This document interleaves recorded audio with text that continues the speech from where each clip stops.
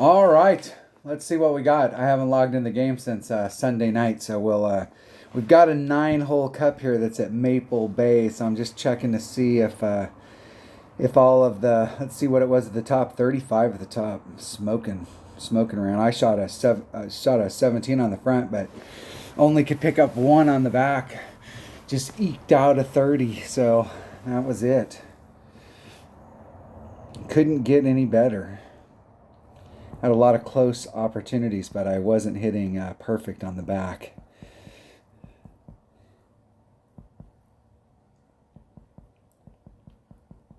Got the big jungleist. Look at that. Let's do so. We got to take care of all of this stuff. Got to do the club card trading. I missed it yesterday, so I've missed a day. What's the deal? Here we go. I'm not interested in the Grim Reaper or the Horizon.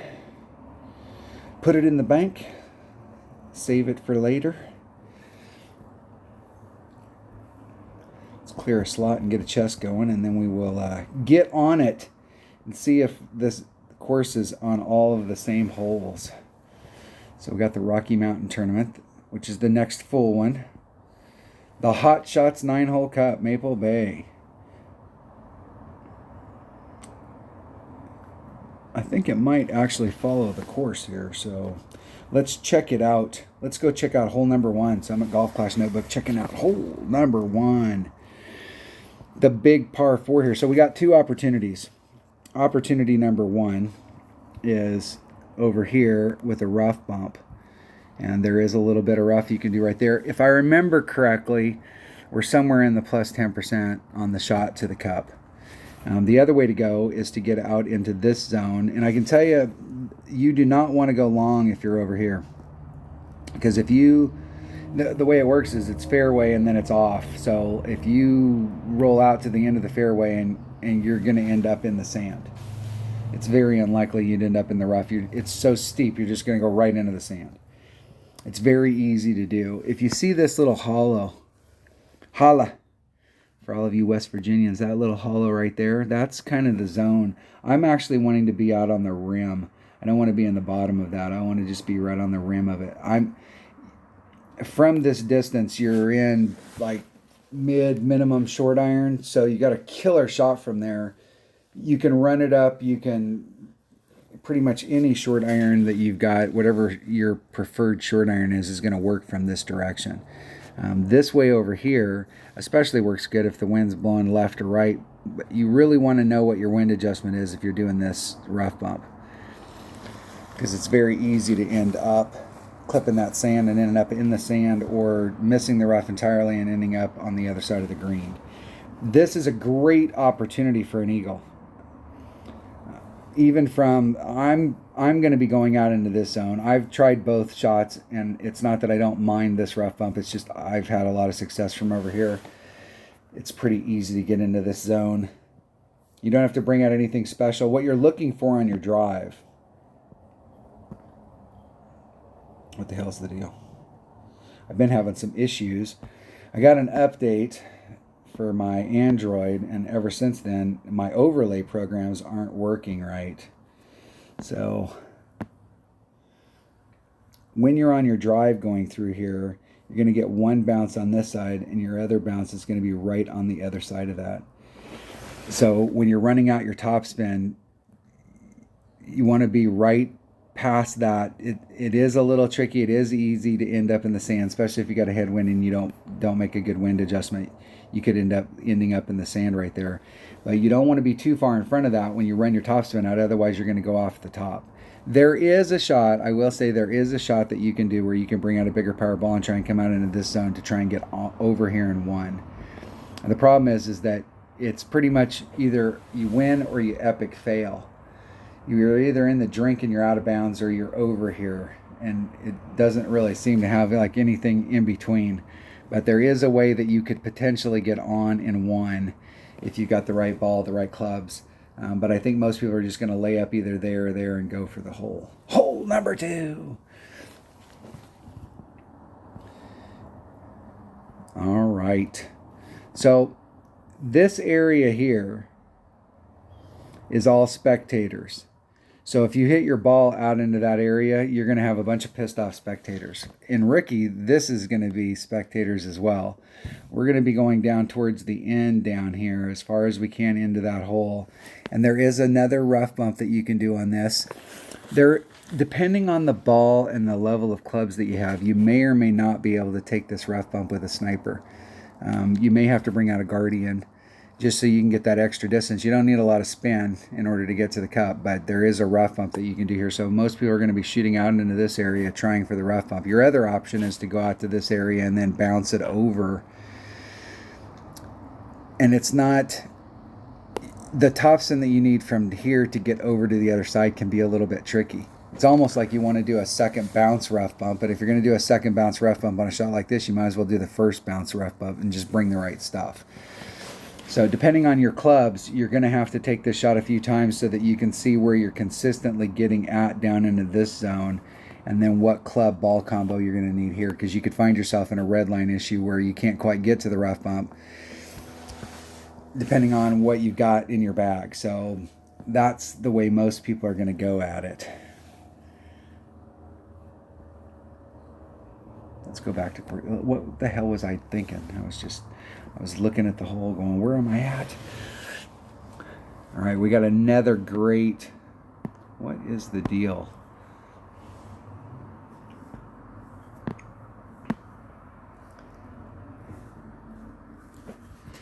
All right, we have several shots that we can do here. I've seen over the years a lot of people come on this side where they're over in here and they're bringing it around, or they're bouncing it from here and they're bouncing it over and they're bringing it up.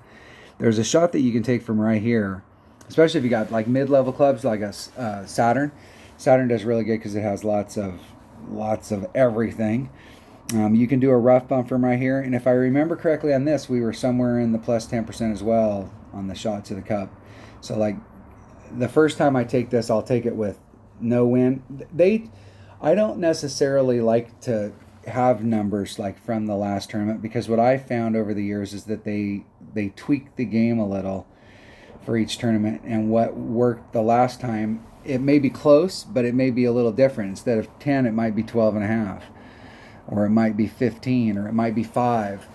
And so starting off, I'll probably start off with a plus 10 just to see where I'm at, and then go from there as we do it. But it's not a bad idea to come on a hole like this if you're taking this rough bump and just take the hit the first practice round and just do just a normal wind adjustment wherever you're at in your club, and then you can make a determination on what you want to do to get in the hole. But this is a great opportunity for a hole-in-one, especially on that rough bump. Great opportunity. Hole number 4. All right, hole number 4. What is going on? Okay, there's only one way I'm going to go at this hole. I'm going for this spot right here, trying to get on the green in 1. That is the goal. So if you've got a tailwind, you can probably do this with a 3-power ball. And an APOC will work a little bit better, especially if you've got an APOC, I think it's what, level 5, where it gets that extra distance, just that raw distance. An APOC will work really, really well on this. And even if you've got an APOC 4, it's got plenty of topspin to get you out if you hit in this area, to bounce out of the rough, to get up on the green in 1. The other way you can go at it is you can come out over into this area trying to catch, and this looks like it's flat, but it's actually like this. So you're trying to get up in this area and then it'll roll back down, and you have a great rough bump from out here that you can go straight at the cup. I will tell you that if you're going to do this rough bump, you're going to have to take this drive shot several times and find out where you're at out here so that you'll know what ball club combo to bring, because you could very easily find yourself in a red line issue. And let me give you some information about this shot. This area right here, it goes like this. It comes up and then it humps over, and then we're down in the sand, and then we're coming up over to the other side. So it's one of those things where you want to go farther forward so that you can get, because your second bounce is like right over the edge. It's very easy here to clip that rough and then you'll end up okay, as long as you don't end up in the sand. If you clip the rough, you'll end up all right. But ideally, you want to roll up here and then kind of roll back down. It'll help pick up a little bit more distance to the cup. But when you're taking this shot and you're setting it up here on the top, if you push it forward so that you can be farther forward in your shot, so your second bounce would be farther forward, it doesn't work that way. Because what happens is when you push it farther forward, you got plenty of fairway. The rough doesn't start until way the hell down here. So when you push it, you're actually on the other side of the apex of this hill. So what's happening is that the shot's flatter coming over to the other side. So you actually have to pull back from your maximum distance until you can get to a higher part of this hill so that your first bounce comes in and then your second bounce goes like a normal bounce would. It doesn't take this flat trajectory. However, when you pull it back, it pulls that second bounce. It's a tricky shot to get over here, even though it looks pretty damn simple. It can eat your lunch. I think you can still recover if you're in the sand and stuff from down here, especially if you have a Nirvana or a sand or a Spitfire. I think you can still recover, but it is a little bit tricky to get over into this spot. But I'm going to be going for this shot every single time I play this hole. If we have a headwind, I'll have to bring out a bigger ball. If we have a tailwind, I'll be able to do it with a Kingmaker or a Titan. If we've got side wind, I still think we can do it with a 3-power ball. I think it's only headwind that we're going to have to up it. Now, if you've got lower developed clubs, you may have to enhance your clubs by bringing out a 4-power ball so that you can get to that spot. So you'll have to work it with your clubs. Faux show. All right, we have options here. Option number 1 is to hit it as far as you can down into this range right here, then going for the cup. Now, obviously, on your second shot, if we draw this out here, let me zoom in just a little. We follow this rough line around. Our goal is to get so that if the flagpole is here, we can engage it. And what happens a lot, you can get out here with a marlin. I play this hole all the time one-on-one with a marlin. And with a marlin, it's kind of cool because you can do a max overpower hook shot where you're kind of like off over here in the sand, and it'll bring it right over to the cup. It's a very good max overpower hook shot, and you can take this with a marlin. Your odds of making the Albie are pretty low, but you can easily get up there and get your eagle and move on to the next hole. If you're in this area and you're having to take the shot from back here, so you're on this trajectory, you're not going to be able to cover that with side spin. Like, you may be able to, depending on what club and what ball you bring, you might be able to cover it with a 3 side spin ball, but ideally we want to be farther up into this zone. So once again, bringing out like a 3-power ball or bringing out a ball that's appropriate. So the farther we can get up here, the straighter we can go to the cup. And what we don't want is to be out here where we have to use curl in order to get to the hole. If you add the word curl into any shot into the cup, you just significantly lowered the chances that you're going to make it. The other way to go with this is to get over to this fairway. So we do from the tee box. Let's scan back here a little. From the tee box, we're trying to get bounce number 1 and then move forward so that we can end up on this fairway.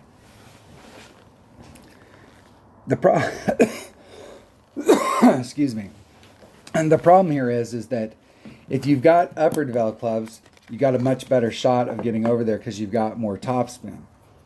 If you've got lower developed clubs, you may have to enhance that by bringing out a bigger ball, especially a bigger ball that may have more topspin. And it may not be possible to do it if you've got a headwind. So just depending on your clubs, ideally we want to get over here, and if we can get over there, we've got a beautiful rough bump to the cup off of this straight at it. You can go straight at it, or you can do the rough bump. You may find yourself in a situation where you can't reach this area. Maybe you hit too far back, or you just dribbled out and you have to bounce off the island and then bring it back around. That's going to be almost a pure recovery shot.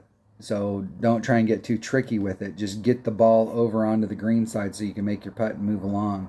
But if you can put yourself in the right position to do the rough bump or go straight at it, or if you're out here and you bring the right ball, club combo, where you can get in front of this line right here so that you can go straight at the hole, you're going to have really good opportunities to the cup. This par 5 has been one of those ones that over the years I've hit albies on it, but it's not, it has not been a high percentage albie hole for me. And I really want to work on what the shot is going into the cup this week. So I'm going to try and, if I can't come out here and get in a standard spot, I'm going to try and work on this. So I'm going to kind of play this week. I may have both shots in my bag, so if we get on a day where there's a big headwind and I don't feel like I could get over there, I'd get stuck in the rough, I'll just go straight forward. It's always good to have multiple ways. And I'll tell you, in one-on-one, it's always good to have multiple ways like this to get into a hole. Even if you laid up on this and went in with your wood and did the rough bump with your sniper, it's always good to have multiple ways to go at it, because we've all seen it happen where we're playing in one-on-one and we've got some wind that's detrimental to the shot that we normally take, but we could take another shot and it's not as detrimental. So if we have wind that was blowing like this, it's pure headwind here, but that same wind over here is going to be more on the 45 side. Always good to have more than one shot at a cup. Now, this hole right here, I have, there's a lot of ways that you can go at it, but there's only one way that I'm going to go at it, and that's with the rough bump. And once again, it is way in the hell downhill down here, and I don't think my sniper is at max club. I almost think I'm at minimum club, but I was just doing a plus 10 at 1 per ring. I was doing a max adjustment with plus 10 on that rough, but I'm pretty sure I'm not at max. I'm pretty sure I'm at minimum club. And I'm not sure which ball I was bringing out. I might have been bringing out a little bit bigger club so that I could get to that spot. You'll see a lot of people start off over here. If you bring a Guardian, if you're having problems on this hole, and this hole can eat your lunch, because what can happen is this is all downhill. And it kind of wraps around the green, and there's kind of a little flat area down here at the bottom. But it's very easy to come in too hot and end up over here. And the way this goes is it's like this, and then it drops back down to the green. So if you catch the other side, if you catch this fairway over here, this fairway, it's just going to roll your ass off into the sand. So if you're having any problems on this hole, when this hole first came out, this hole was kind of eating everybody's lunch the first time we played it. I played right here with a Guardian and did a max backspin, side spin shot to try and use the hill to roll it back down to the cup, and just played it safe on it.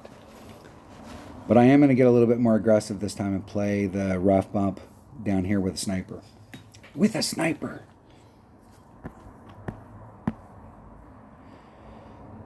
We'll have a shot on this hole, but this is another one of those holes I have not had, I haven't had quite the amount of success that I would like over the years. All right. All right, this is another one of those holes. I'm pretty sure that I use the island. If you have a quarterback, so your number 2 bag, your accurate bag, my number 1 bag is a distance bag, extra mile. Number 2, accurate bag, has a QB or a rock, whichever one's better in your bag. My number 3 bag is my utility bag. It's got a big dog, or a big dog, big topper. This would be a hole for my number 2 bag. I don't need to get all the way to the end. This is another one of those holes that, like the first hole, where the green runs like this, and then when it goes off this end, if you roll off of the fairway, you're in the sand. You can just kiss that rough goodbye. Maybe over here, but in the front, if you overshoot it, you're in the rough. This is another one of those holes that there is a shot that you can do if you bring out a bigger power ball, where you can start off over here and get 1 bounce, 2 bounce, and get over. There is a way to get over. But this is another thing, just like hole number 1. It's typically a woohoo or a oh shit type of situation, where you're either going to end up in the drink or you're going to end up in a good spot. So it's kind of a risk versus reward on this hole and hole number 1 if you're trying to really go for it. But it is possible that you could really go for it. What I'm going to do is just lay myself up right into this area. And once again, it's probably like minimum short iron. This would be a great opportunity if you've got any like power 2 low wind balls. I think if you came out here with a power 2 ball and you got into this area like a power 1 or a power 2 low wind ball, your second shot you're probably going to be more towards max. But I think that you could work that out. But that second shot, this hole number 1 and this hole right here, we have great, and these holes are very, very similar in my mind as far as the shot to the cup. We have great opportunities for eagles on these 2 par 4s. And it's pretty easy to get out into this range. Hole number 8. All right. I got a funny story about this hole. So we played in a tournament one time with this hole, and I had it all set up, and I can't remember. Like, normally this hole is way in the hell downhill from the tee box. What in the hell is going on here?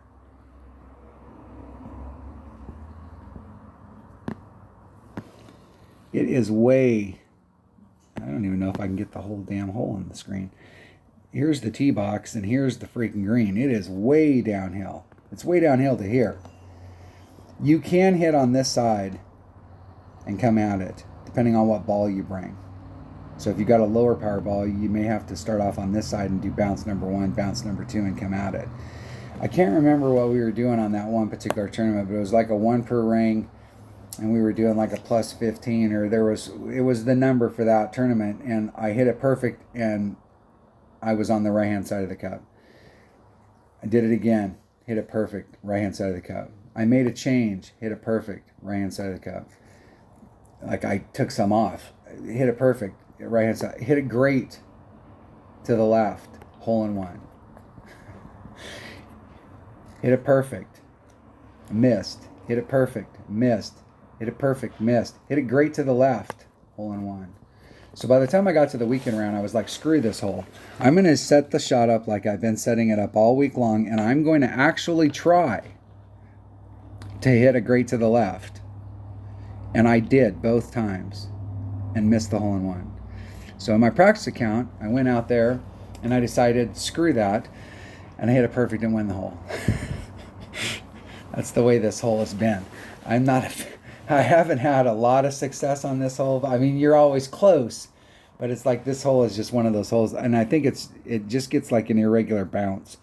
It's just one of those holes. If you're bouncing it over the sand, in my experience in Golf Clash, wind going over a sand, so like the first bounce is fine, but the second bounce that goes over the sand can get affected.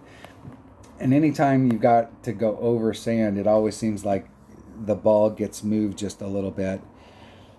I'll work on this hole. I'm sure if you bring out a big enough ball that you can start off on the other side, and I'm pretty sure I've done that before.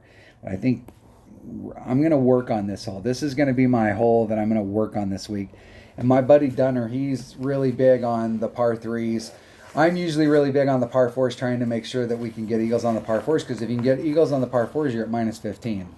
Then if you get any of these eagles hole-in-ones on these par 3s, those are winning shots.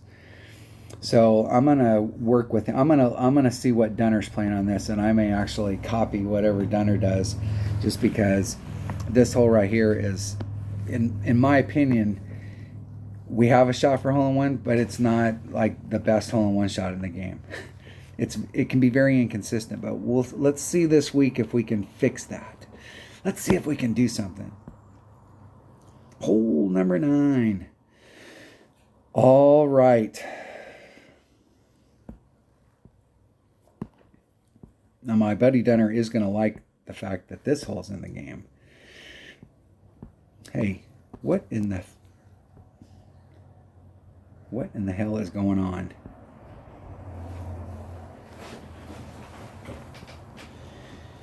I got an update for my tablet, and ever since then, any of my overlay stuff, so like my D recorder, my pen, my grid, any of that stuff, none of that stuff is, I'm having issues with all of it. Really? Really?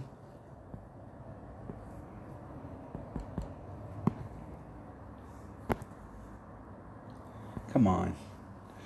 All right, hole number. Really? always like it when they do updates and then you get shit like this. My tablet was working absolutely perfect. Never had any problems. Wasn't having anything, and updated my software the other day right before I played because it's been bugging me for the last week to update it, and updated it, and now I'm having massive issues. All right, hold on. All right. I'll tell you right now, and we can all relate to this. A team of dumbasses goes to their boss and says, we got this great deal that will revolutionize the touchscreen tablet industry, or it'll revolutionize how we deal with web pages. And all we have to do is include like 7 more clicks, but it'll revolutionize it.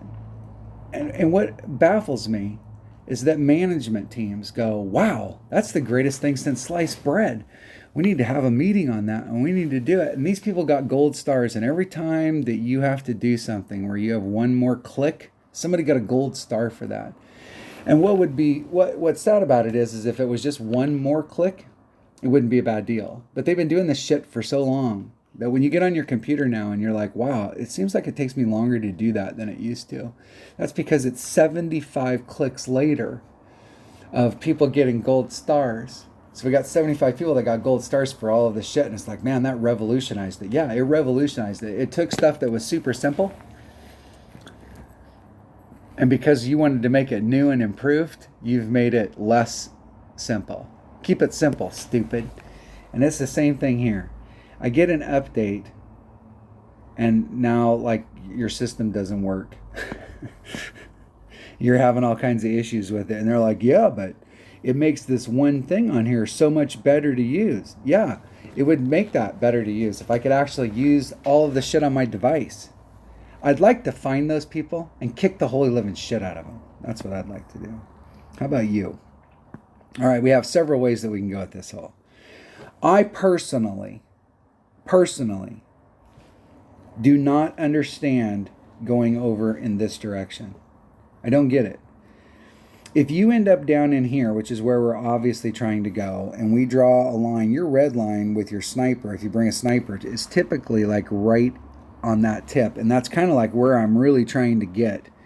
I want to have my red line be right at that transition between the rough and this fairway, so that I have the ability to move whichever way I want. So if your red line is 2 rings off of that, then you're kind of, you don't have as much flexibility. I want to be able to utilize this fairway however I want, so I want my red line to be in that rough. And typically from where I'm at out here with a 3-power ball, your red line is going to be right along that rough fairway transition. That's with a sniper. That's at 172. If you bring out a horizon, which hits farther, I think it's like 170, depending on level, it's like 178, 179, somewhere in that neighborhood, you can do a rough bump. And there's a beautiful rough bump that you can do on here. I will tell you, this is the thing with a horizon. So for most of its life, a horizon somewhere in the like 2.4 per ring neighborhood. If you hit it perfect, it's perfect. If you hit it great to the left or the right, it's 2.4 miles per hour to the left or the right. It is way off. That's the thing about using, even with like a big dog, before it starts to get some of its accuracy, is if you hit it perfect, it's perfect. But if you don't hit it perfect, by the time it gets to that second bounce, so the first bounce wasn't too bad. It was 2.4 off. But the second bounce is now 4.8 off. And the third bounce is now, 7.2 off. So you can get, like, when you get out to this area, you're way off of your target. Way off your target. But if you can hit perfect on a regular basis, there is a beautiful horizon rough bump right here. Even if you hit it great to the left or the right, you're still going to end up here in the area so that you can go at it. If I remember correctly, this hole is one of those holes that's really baffling, trying to work out the wind adjustment. And it seems to me that it needs to be a minus number, like -5 or -10 is the number coming into the cup. That it's not a plus number, and it looks fairly flat, but I think that this is one of those few occasions where the flagpole is actually a little elevated from where you'd be hitting out back here. And so if I do remember correctly, we are taking off a little bit. But I'm going to go for trying to hit, well, what I'm going to go for is just trying to get the freaking program to work. I need to turn my device off. I had my grid on, and even though it's not on now, it's causing me some issues. And these little overlays for my video program so that I can take screenshots or draw on the screen and record and stop record, I have those way down here at the bottom, because if they're up here at the top, it's not allowing screen overlays. And yes, I do have my developer stuff on, and I do have screen overlays enabled. I don't know what the deal is. I like to take this shot. You can take it with a bigger ball where you can start off over here. So like I use a rock, and with a rock and a 3-power ball, you can start off on this side, and it is either 1 or 2 topspin or 1 or 2 backspin, and I'm almost sure it's like 1 or 2 backspin to get you down into this area. It doesn't take much. If you don't have a rock, or if you've got lower developed stuff, what you can do, and this is what I did on this hole for years, is if you draw a line along that rough area right there, so this is your line. If you start yourself off 3 rings of separation with your quarterback, your ball guide's going to be going off into this direction, and people are going to think you're stone ass crazy. And you set the shot up 3 1/4 rings off, 3 rings off of that transitional surface, and you can do a max curl shot, and it'll go right down the middle of that fairway and end you up down at the bottom. You'll have to play with the topspin on your club to make sure you don't roll off the backside. But it's a blind curl shot, and I took that shot for years until I got my rock upgraded. And in one-on-one play, I still play this shot right here, just bringing it down the deal, because if you got a bigger ball, you can get out in front. But if you don't have a bigger ball and you want to use a quarterback, even if you got a bigger ball and you're using a quarterback, you can set it up on this line out here and do that max curl shot and bring it right down that fairway. It's one of those deals that if you bring out too big a ball, so let's say your red line's here, and let's say you bring out a bigger ball and your red line's here, well, now your red line's up here, and when you do the curl, you're going to end up in this rough. So you're hitting yourself past the fairway. But you need a 3-power ball on the other end so that you can get from here, have your full red line on the fairway, and then run it up, or do the rough bump and run it up to the cup. So you need to get down into that area, and ideally a 3-power ball works best. You can do it with any ball. You're just going to have less of this fairway to work with. I like this hole. This is a very makeable Albie, and I like this area down here. If you draw a line from the tee box to the cup, and then you draw a circle, and it would be a bigger circle, obviously, because this is going to the other side. I'm not sure over here, even though this interacts with our arc. So theoretically, you should be the same distance from the cup from right here that you are from right here. Here, I've got a fairway in front of me. And here, my fairway is, 30, 40 yards back.